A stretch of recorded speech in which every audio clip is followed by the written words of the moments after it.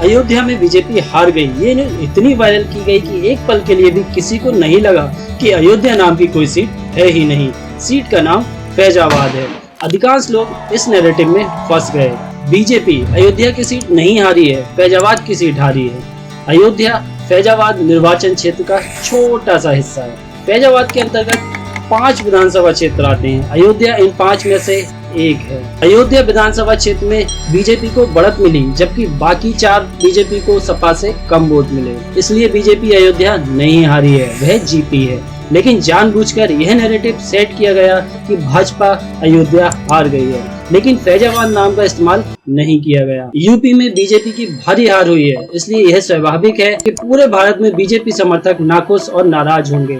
BJP ने उत्तर प्रदेश में 44 सीटें खो दी, लेकिन केवल एक सीट को हाईलाइट करके दिखाया गया कि हिंदुओं ने अयोध्या खो दी। और यह सब उन लोगों ने किया जिन्होंने आखिरी दिन तक राम मंदिर का विरोध किया। वे दर्शन के लिए भी नहीं गए। श्री राम के अस्तित्व पर संदेह करने वालों ने एक नैरेटिव बनाया जैसे बाबर फिर से आ गया हो। अब इस पर गौर करें। जब हम कहते हैं कि बीजेपी फैजाबाद में हार गई, तो ये ऐसा है जैसे बीजेपी गाजीपुर, बारामुल्ला, हैदराबाद, मुर्शिदाबाद आदि में हार गई। क्या आप समझ रहे हैं? लेकिन जब कहा जाता है कि बीजेपी अयोध्या हार गई, ये संदेश का अलग अर्थ निकलता है। अयोध्या श्री राम से जुड़ी है, यह हिंदू जागृति से जुड़ी है। अयोध्या शब्द सुनते ही कई भावनाएं बाहर आ जाती हैं। विपक्षियों ने इस मानसिकता का इस्तेमाल करके लोगों को गुमराह किया। उन्होंने एक के बाद एक इस तरह की कई पोस्ट की।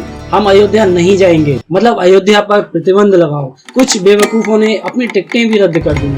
अगर हम अयोध्या भी गए तो हम वहाँ नहीं रहेंगे, वहाँ नहीं खाएंगे, वहाँ खरीदारी नहीं करेंगे, आदि वगैरह वगैरह पता नहीं क्या लिखा। और कुछ लोगों ने इसे उठाकर वायरल कर। अरे जरा सोचो, अगर तुम अयोध्या में नहीं रहोगे तो कहाँ रहोगे? जाहिर है पास के शहर फैजाबाद में, इसलिए वे हमारा पैसा कमाएंगे। मतलब पहले हिंदुओं को अयोध्या न जाने के लिए उकसाओ, और अगर कोई फिर भी जाता है तो उससे अयोध्या में पैसा खर्च न करने के लिए उकसाओ, जहाँ हिंदू व्यापार करते हैं। दोस्तों, पता है इससे परिणाम क्या होगा? स्थानीय हिंदुओं और आगंतुक हिंदुओं के बीच अविश्वास पैदा होगा। बस एक सवाल, बीजेपी दक्षिण गोवा में भी हार गई। आप में से कितने लोग दक्षिण गोवा जाना बंद कर देंगे? शत्रु की चाल समझो और भड़कावे में मत आओ। रामायण में तो एक मारीच था, हमें तो सहस्त्रों मारीचों के सामना करना पड़ेगा। तो सोचो कितनी सावधानियां बरतनी पड़ी। बाकी आप खुद समझदार हैं। जय हिंद दोस्तों।